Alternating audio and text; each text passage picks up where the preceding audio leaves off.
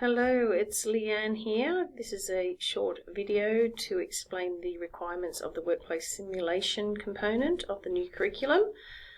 So for the workplace simulation component, the students will come dressed in business attire, as if they're attending the workplace. You will become the office manager, and the objective of the day is for the students to complete a range of workplace simulated activities that have been developed for each topic.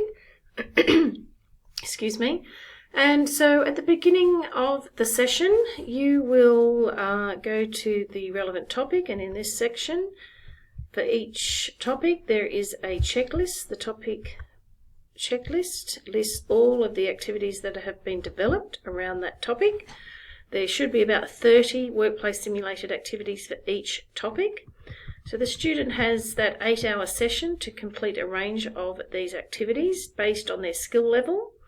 So with your knowledge of the students, you will allocate the relevant activity, and for each topic we will guide you as to how many we think they can complete. So for topic 1, the advice from the people who developed the activities is that the students should be able to complete at least 5 of these in one session.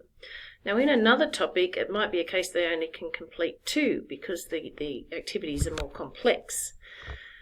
So as you get to know them, you'll work that out. There will be information in the course on Moodle. But so at the beginning of the day, the student will give you this checklist. You will allocate up to 5 activities for this topic. Based on their skill level, you might do a range of beginner and intermediate, or intermediate and advanced, or whatever. Based on their knowledge of the educational technology that you're choosing, obviously it'd be good to mix it up. So you can see here it tells you the time allocated for the topic. Now that time allocated excludes time for the student to learn about the educational technology. So if this is their first time they're doing a video and uploading it to Vimeo, you probably would give them an hour and a half, or 2 hours if it's learning how to use Blogger, or 2 hours if they're learning to use Canva. It's a bit more complicated than Vimeo. So you just would incorporate that into the time allocated for the task. Now the idea is that the student then has their work allocated to them for the day. I would suggest that you ask them to touch base with you halfway through the day or at any time they have questions. And then they go off and download the relevant activities from within the course and they complete them, okay, on their own device. So once they've completed them, that you'll probably be in contact with them throughout the day providing feedback. It's really imperative that you provide feedback on how well they did. These are not accessible components, so that means ASQA is not monitoring them, which means we have a little bit more leeway to be flexible. However, I can't stress the importance of the feedback to give to the student to aid their learning journey. Once they've completed, by the end of the day, the idea is that they want to have your sign off on those at least 5 activities. Maybe it might only be 2 because the student's struggling with the technology or with the actual activity itself. You're signing off, yes, they completed it, or no, they didn't. No is okay. If it's a no, that's okay. Perhaps, they need more time to develop that skill set. Your signature is indicating to me and to the team here, the admin team here, is that the student worked productively throughout the day and did their best to learn how to do that activity. You may like to add comments. I would highly recommend that you add comments down here so that we know where you're at with this particular student. You might give us a reason why they have not completed activities down in this section.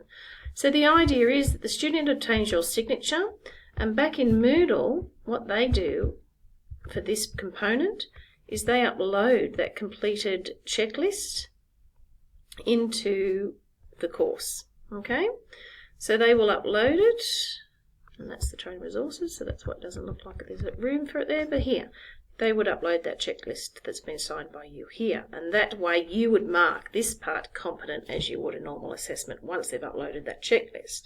So what that means is that Elma and Trish will be chasing you for the signed checklist to be submitted, although the onus is on the student to upload it. And then so that's the workplace simulation component. Now as far as learning the technology, there's a section right down here at the bottom where you can guide your students, where in each technology there is access to different resources. There's videos, there's web links, there probably will be screencast as I build the material up, but also down here there's access to lynda.com videos that they would watch. And it's not only how to use the technology, but there's even tips on how to write blogs Yeah, so there's just any relevant Lynda video that I could find, I have put it in here. Don't forget to remind them they have to sign in to Lynda each time before they can access the Lynda content. So that's it, folks. Give them time to learn the tools, monitor their individual learning journey, cater to that individual learning journey by allocating appropriate tasks to their skill level. It's very much an individualised learning plan for each student. And yes, good luck with it all. If you have any questions, don't hesitate to call me. Thanks. Have a great day.